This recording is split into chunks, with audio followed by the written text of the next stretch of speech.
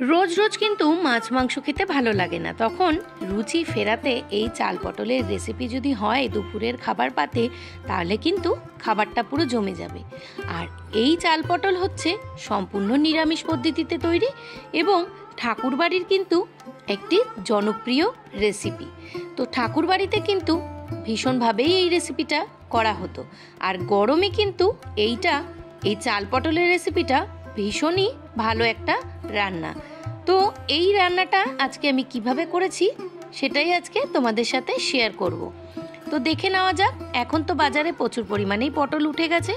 তো এখন আমি পটলগুলোকে ছাল ছাড়িয়ে অর্ধেক করে কেটে নিয়েছি, আর নিয়েছি দুটো আলু, আর রান্নার জন্য নিয়েছি কাজু বাদাম কিশমিশ, নিয়েছি একটা টমেটো, আর নিয়েছি গোবিন্দভোগ চাল আগে থেকে জল দিয়ে ধুয়ে জল ঝরিয়ে শুকিয়ে রেখে দিয়েছি, নিয়েছি গোটা গরম মশলা, আর রান্নার জন্য একটা স্পেশাল মশলা তৈরি করে নিচ্ছি। দিয়েছি আদা বাটা, দিয়েছি কাঁচা পাকা লঙ্কা বাটা, জিরের গুঁড়ো 1 চামচ, হাফ চামচ ধনের গুঁড়ো, 1 চামচ মতন হলুদ, 1 চামচ মতন কাশ্মীরি রেড চিলি পাউডার, 1 চামচ মতন নুন, আর দিয়েছি 1 চামচ মতন চিনি। এই সমস্ত উপকরণগুলো খুব ভালোভাবে একটু মিশিয়ে রেখে দিতে হবে। এই মশলাটা কিন্তু আমি হালকা উষ্ণ গরম জলেই ভিজিয়ে রেখেছি। রান্নাটার জন্য অবশ্যই সর্ষের তেল ব্যবহার করতে হবে। সবার প্রথমে কড়াতে আমি সর্ষের তেল দিয়ে দিয়েছি। তেলটা গরম হয়ে আসলে আমি পটলগুলোকে ধীরে ধীরে দিয়ে দেব। পটলগুলো এপিট ওপিট করে কিন্তু সুন্দরভাবে ভেজে নিতে হবে। পটল ভাজার সময় সামান্য নুন দিয়ে যদি ঢাকা চাপা দিয়ে ভাজা হয়, তাহলে কিন্তু পটলের যে তেলটা সেটা কিন্তু কালো হয় না।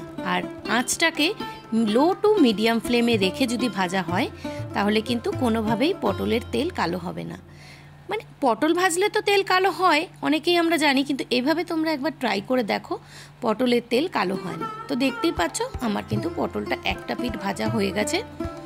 তো আমি একটা খুন্তির সাহায্যে এপিট ওপিট করে দিলাম পটলগুলোকে।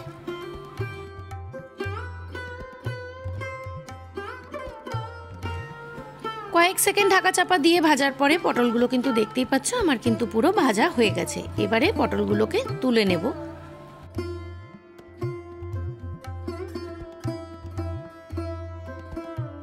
এই চাল পটল রান্নার জন্য আমার আরও বেশ খানিকটা তেলের প্রয়োজন। তো আমি আরও একটু তেল দিয়ে নিয়েছি।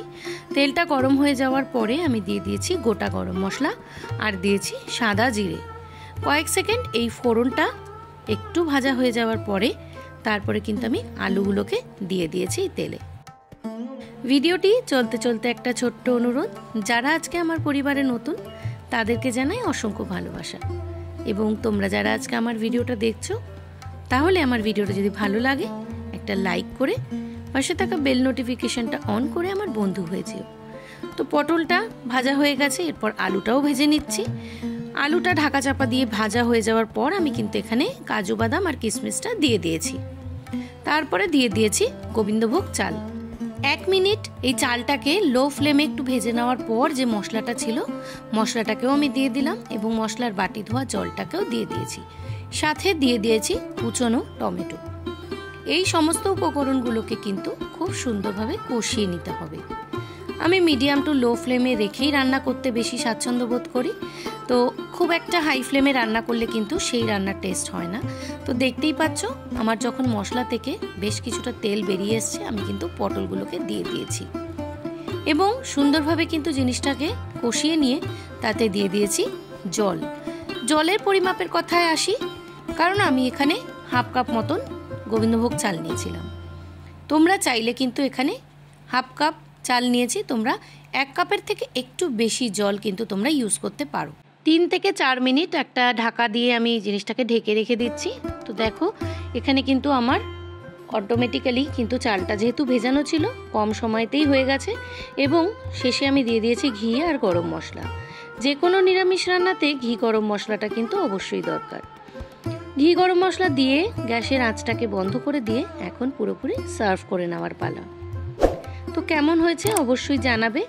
আর এইভাবে জলের মাপটা যদি দিয়ে করো, তাতে কিন্তু চালগুলো তোমাদের একেবারেই ভাঙবে না, ঝরঝরে থাকবে, জিনিসটা খেতেও সুস্বাদু হবে।